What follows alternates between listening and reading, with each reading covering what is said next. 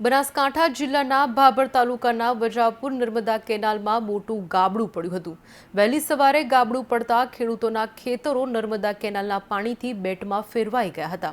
સનેસડા Janawada minor કેનાલમાં મોટું ગાબડું પડતા હજારો લીટર પાણી વેડફાઈ ગયું હતું। ત્યારે સનેસડા જાનાવાડ નર્મદા કેનાલમાં સફાઈના અભાવે અને ગેટમેનોની બેદરકારીના કારણે ગાબડું પડતા ખેડૂતોને રવિ સિઝનમાં રાતા પાણીએ રોવાનો વારો આવ્યો છે।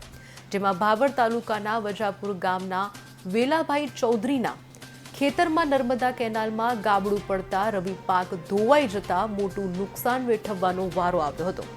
ભાભર અને સુઈગામ વિસ્તારમાં ગત રવિ સિઝન દરમિયાન નર્મદા કેનાલો તૂટવાનું કારણ ગેટમેનોની બેદરકારી, કોન્ટ્રાક્ટરની અને નિગમના અધિકારીઓ અને કર્મચારીઓની સાંઠગાંઠના કારણે ગાબડા પડ્યા હોવાનું સામે આવ્યું છે।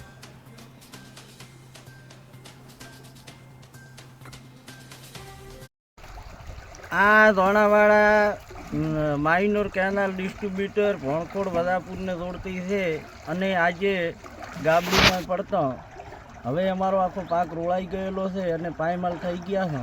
તો આનું હવે જવાબદાર કોણ કહેવાનો મતલબ કે સાફ સફાઈ ન થવાના કારણે અને કોન્ટ્રાક્ટરો અને આની મિલીભગતના કારણે આજ મારો પાક ધોવાઈ અને ખાપ થઈ ગયો છે।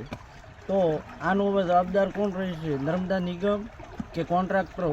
અને આ મારી ખેડૂતની એક અરજી છે એ આજે પાક ધોવાઈ ગયો છે, વારંવાર આવા ગાબડા પડવાના કારણે અમે નુકસાનનો સામનો કરતા હોય છે અને અમે આ ખેડૂત વર્ગ ખેતી ઉપર તો નિર્ભર જ છીએ અને આજે અમારે કંઈ વધ્યું નથી।